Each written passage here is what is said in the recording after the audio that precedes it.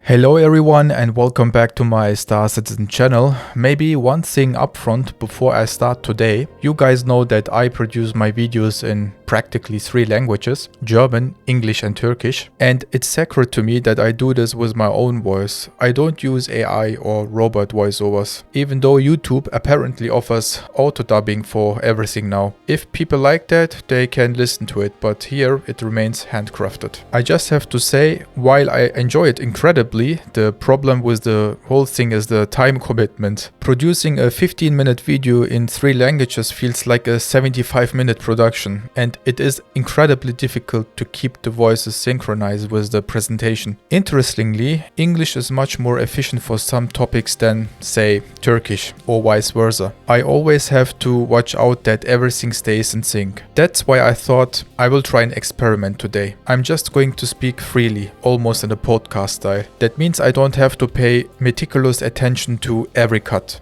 I'm just speaking my thoughts and I will have fitting video footage running in the background. This way it feels more natural.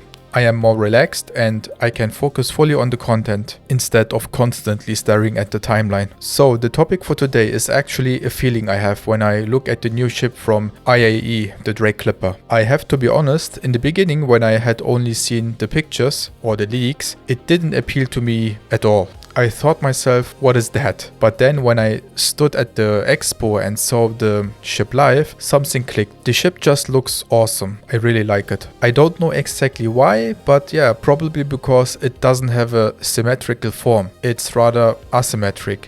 Maybe it's exactly this unusualness that makes the ship so interesting to me. I read or picked up something about this somewhere. Don't pin me down on where exactly, but basically it was about how our brains are normally totally wired for symmetry because it conveys structure and safety. But when something ugly or unusual falls so completely out of the norm due to its asymmetry, it stands out exactly because of that and ends up looking good somehow. And what I find particularly fascinating, from the outside it's wild, but on the inside it's built very logically. It offers everything you need. That's probably exactly why it will be the ship that gets sold and used the most. Maybe the Clipper is also cool to me because it has a nomadic flair. You are practically very independent and can do what you want and aren't reliant on others. This feeling of freedom is just wrong, but I still won't buy it with real money.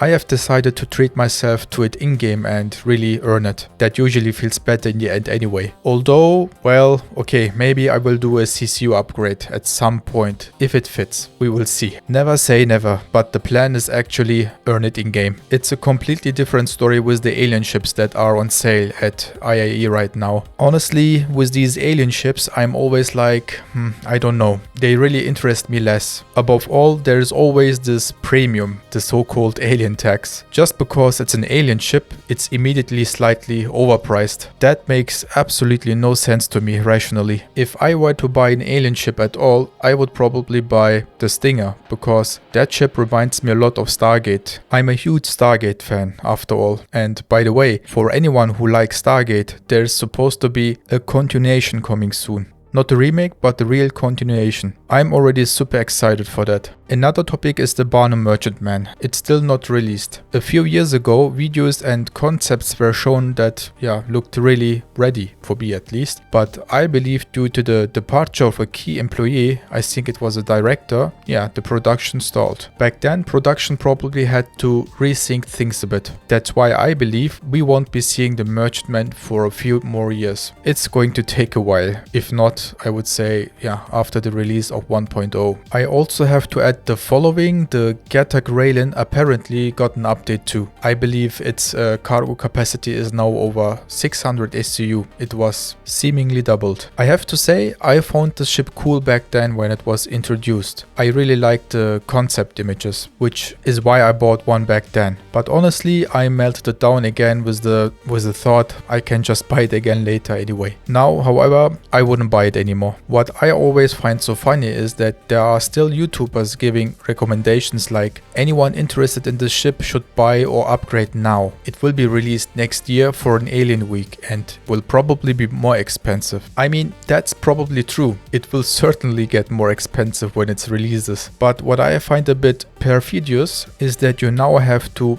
practically make strategic thoughts about how to invest your money correctly to get the most out of it in the end. Don't get me wrong, for anyone who really wants this ship and is seriously thinking about it, that is naturally sensible and logical. But where I always have to chuckle a bit after a few years is that we practically have inflation anxieties regarding these ships and people make decisions accordingly for digital goods. But anyway, that's a topic for another time. How do you see it? Are you team Clipper or more into the alien hype? Feel free to write it in the comments. I hope you liked this free format, and if yes, please like or subscribe, and yeah, until the next time.